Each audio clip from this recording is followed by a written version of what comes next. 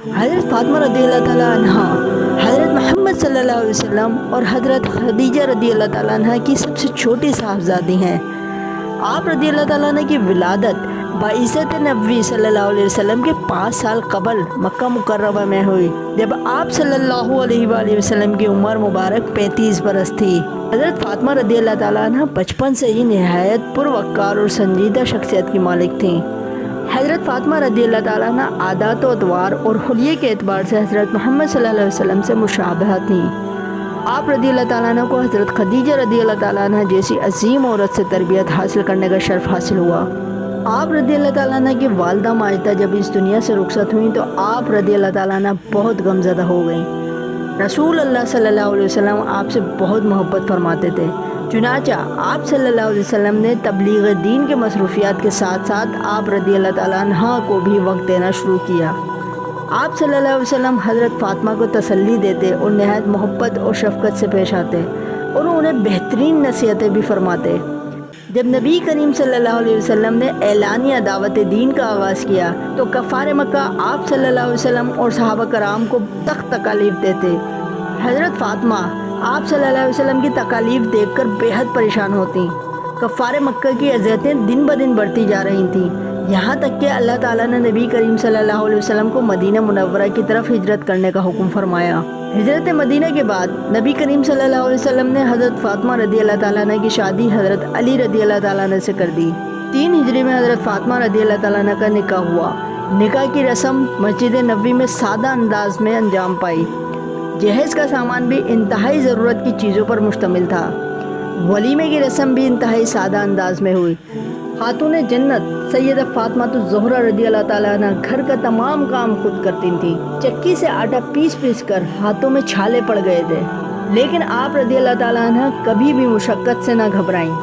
گھر کے کاموں کے علاوہ عبادت الہی بھی کثرت سے کیا کرتی تھیں۔ ایک مرتبہ نبی کریم صلی اللہ علیہ وسلم نے حضرت فاطمہ رضی اللہ تعالیٰ عنہ سے پوچھا کہ مسلمان عورت کے اوصاف کیا ہیں؟ انہوں نے عرض کیا، عورت کو چاہیے کہ اللہ اور اس کے رسول صلی اللہ علیہ وسلم کی اطاعت کرے، اپنے اولاد پر شفقت کرے اور اپنی نگاہ نیچی رکھے، اپنی زینت چھپائے، نہ خود غیر کو دیکھے اور نہ غیر اس کو دیکھنے پائے۔ نبی کریم صلی اللہ علیہ وسلم اپنی بیٹی کا یہ جواب سن کر بہت مسرور ہوئے، لہٰذا حضرت فاطمہ رضی اللہ تعالیٰ عنہ گھر کے کام کاج کے دوران بھی ذکر الہی میں مشغول رہتی تھیں اور کسی بھی سائل کو خالی ہاتھ واپس نہیں جانے دیتی تھیں۔ ایک دفعہ قبیلہ بنی سلیم کے ایک بوڑھے شخص نے اسلام قبول کیا۔ وہ بوڑھا بہت محتاج اور ضرورت مند تھا۔ حضرت سلمان فارسی اس بوڑھے کو لے کر دیگر صحابہ کرام کے گھر امداد کے لیے لے کر گئے، مگر ہر طرف سے معذرت کی گئی۔ پھر حضرت سلمان فارسی اس بوڑھے کو لے کر حضرت فاطمہ کے گھر تشریف لے گئے۔ آپ رضی اللہ تعالیٰ عنہ نے فرمایا، اللہ کی قسم گھر میں 3 دن سے فاقہ ہے، لیکن میں آپ کو خالی ہاتھ نہیں جانے دوں گی۔ پھر آپ رضی اللہ تعالیٰ عنہ نے اس کی مدد فرمائی۔ حضرت فاطمہ کی فیاضی اور سخاوت بے انتہا تھی۔ حضرت فاطمہ رضی اللہ تعالیٰ عنہ جنگوں میں بھی شرکت فرماتیں، مجاہدوں اور زخمیوں کو پانی پلاتیں اور ان کی مرہم پٹی کرتیں۔ غزوہ احد اور غزوہ احزاب میں بھی حضرت فاطمہ رضی اللہ تعالیٰ عنہ نے شرکت فرمائی۔ نبی اکرم صلی اللہ علیہ وسلم کے وصال سے کچھ دن پہلے حضرت فاطمہ رضی اللہ تعالیٰ عنہ آپ صلی اللہ علیہ وسلم سے ملنے گئیں۔ آپ صلی اللہ علیہ وسلم نے انہیں اپنے پہلو میں بٹھایا، پھر آپ کے کان میں سرگوشی فرمائی، جسے سن کر آپ رضی اللہ تعالیٰ عنہ رونے لگیں۔ پھر رسول اللہ صلی اللہ علیہ وسلم نے ان کے کان میں ایسی بات فرمائی جسے سن کر آپ رضی اللہ تعالیٰ عنہ خوش ہو گئیں۔ رسول اللہ صلی اللہ علیہ وسلم کے وصال کے بعد حضرت عائشہ رضی اللہ تعالیٰ عنہ نے اس واقعے کے متعلق پوچھا تو حضرت فاطمہ رضی اللہ تعالیٰ عنہ نے فرمایا کہ پہلی بار نبی کریم صلی اللہ علیہ وسلم نے مجھے اپنے وصال کی خبر سنائی، جسے سن کر میں رونے لگی۔ دوسری بار آپ صلی اللہ علیہ وسلم نے مجھے یہ بتایا کہ اہل بیت میں سب سے پہلے تم مجھ سے ملو گی اور تم جنت کی عورتوں کی سردار ہوگی۔ یہ سن کر میں مسکرانے لگی۔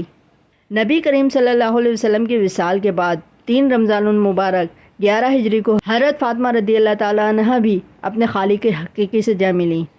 اس وقت آپ رضی اللہ تعالیٰ عنہ کی عمر مبارک 29 سال تھی۔ حضرت علی رضی اللہ تعالیٰ عنہ نے حضرت فاطمہ رضی اللہ تعالیٰ عنہ کی نماز جنازہ خود پڑھائی۔